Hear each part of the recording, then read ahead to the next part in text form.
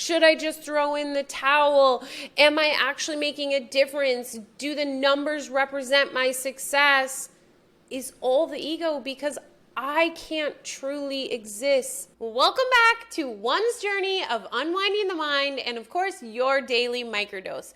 Now tune in to the latest episode of One's Journey. Today I want to talk about something that I struggle with off and on, here and there, frequently, infrequently. It's an up and down battle.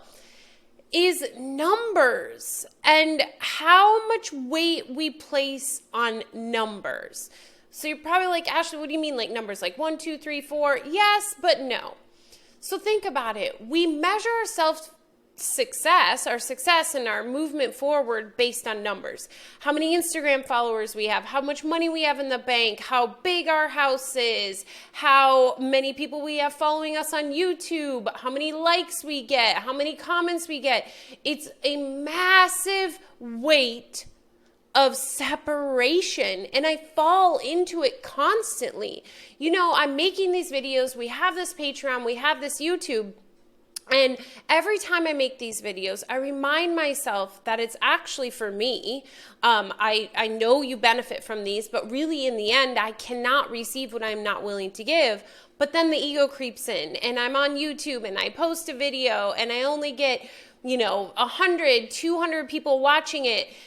And I dismiss the impact it has had on even one person. Because when we realize that we are the dreamer of the dream, and when we really begin to integrate it, and mind you, I'm on this journey too, like we're on this journey together, so I'm just being open and honest with you. We remember that everything is in the mind, so we are all one. So according to the Holy Spirit, your highest self, Jesus, God, whatever, when you impact one, you are impacting the whole. But when we're in this place of separation, we think we're not doing good. We think our business isn't doing well. We think our message isn't doing well. We think we are not doing well as an individual because we are not having a large enough number in whatever it is we're measuring at that moment. I had a friend the other day, we talk frequently about different strategies for YouTube and social media. And I'll be honest, lately I've been just like, F it to the strategies, because it gets me wrapped up in that numbers game of, do I have more followers? Are my views getting more? So my friend was really at that place, and he recently hired someone to go ahead and help him get to monetization on YouTube. And he was like, hey, Ashley, we've got this message. We need to get it to, as many people as possible. And I said, you know what? I know that's what I feel like. But that's through the ego belief system. If we literally only impact one person, we have impacted the whole. One person, right? What we view to be as a person. Because they're not. They are part of the entire whole. So when we're constantly rating ourselves based on numbers, we are falsely rating ourselves, and we're playing into the ego belief system where more shame and guilt is created, because the truth is, maybe this lifetime isn't a karmatic lifetime of you having 1 million followers, or you having $1 million in your bank account, or you having a 1 million square foot house, or having 1 million cars, or flying to 1 million places. And that's okay, because it's all an illusion. And the truth is, here, our one opportunity is to forgive. And that means we also have to forgive those things. And holy shit, has it been so hard. I mean, there's times I'm like, I just want to throw in the towel. Like, what am I doing this for? But I know what I'm doing this for. And you know what you're doing this for. It is for truth. It is for salvation. It is for that eternal love that we have forgotten we actually are, and instead think that we're in this place to sacrifice and experience separation. So I've really been grappling with this, you guys. And I feel like if I'm grappling with it, I'm not the only one, because we are one. So the mind's grappling with it.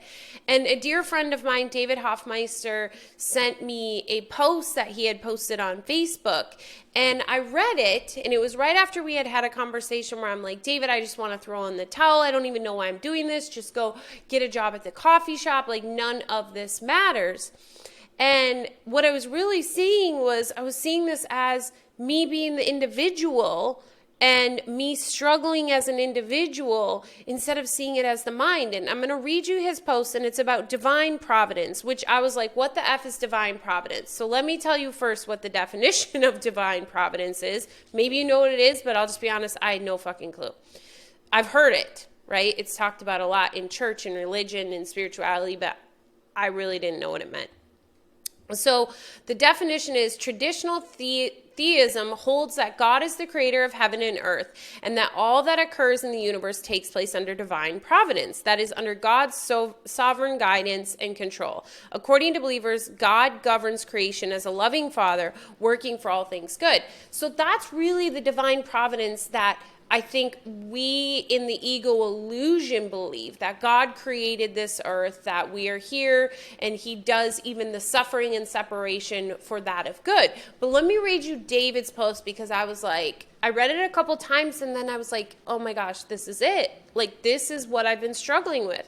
So it says, divine providence isn't for a person. Divine providence is for the mind. When people are used to being in the human condition and being identified as a lacking person, that comes in our numbers, that needs for food, shelter, clothing, and so forth, then they filter everything through that tiny little private mind, like Ashley's mind, including healing and a state of mind. I am happy that this persona is happy. It's nice if the others are happy too, but it's really important that this persona be happy, and that was in quotations, because there's a bit of a split between the person and the rest of the world. But divine providence isn't for a person. People think of divine providence that way. They think of Jesus and the apostles lived in divine providence, or maybe these ancient communities like the Essences lived in divine providences. St. Francis is very famous of this Franciscans living, I think I said that right, in divine providence. Mother Teresa, most recently, and her sisters living in divine providence. These are all just symbols of the mind. Living in divine providence, being nurtured in the mind, that everything you seem to need in the mind is provided, and including what Jesus teaches is that the body isn't outside of the mind. The body is mental. Remember, it's a projection of the illusion. It is like a digital projection of a concept. But the teachings of the Course is that everything is mind. There's nothing outside of the mind, and it's only illusion to think that there's a physical separate from the mind, as if you could actually exist apart from the mind. Divine providence is a state of mind where everything is filled, that holy abundance. Everything is taken care of and everything is handled in the mind. It's not that there's some special characters, some special dream figures throughout the ages like Jesus, St. Francis, Mother Teresa that could live in divine providence, and the rest of us, billions of others, are hacking away, trying to grow food, working jobs, and struggling to survive to keep the body alive. And then there's the special few that you could put on one hand that have been given favor from God. That's just not the way it is. Divine providence isn't person's divine providence. It is tapping into a much larger state of providence for the mind. And it's the same with healing, and it's the same for our whole mission of forgiveness. It's forgiveness for the one mind that fell asleep. It's forgiveness. It's that mind is opening, is expanding, is aligning with God, and that's really what actually is happening. It makes me kind of tear up a little bit, because it puts you in place of remembrance that, again, getting into that state of, should I just throw in the towel?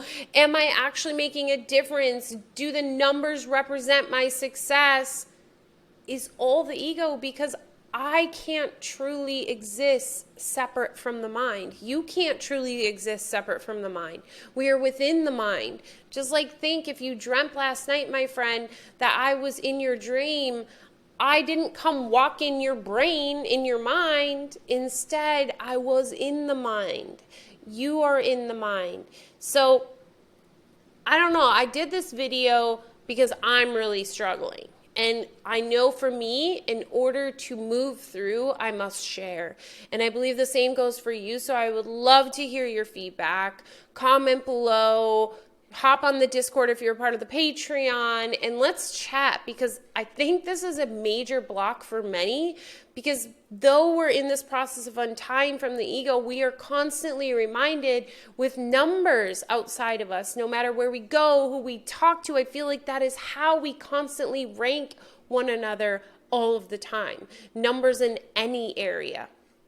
So let's support one another on this journey. Let's remind one another that we are not separate from the mind. We are in the mind, meaning like we are Jesus, we are Mother Teresa, we are all of it. That is the mind. And Divine Providence is of the entire mind, not just David, who is, appears to be on a higher level of understanding of this illusion than I do, or that it's Susie down the street who claims to be enlightened. No, it's the mind.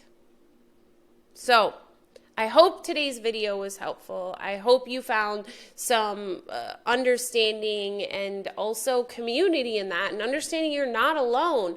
But let's continue to have this conversation, and make sure to comment any suggestions you have for upcoming videos. And as always, remember, you are worth it. Much love, my friend. Bye.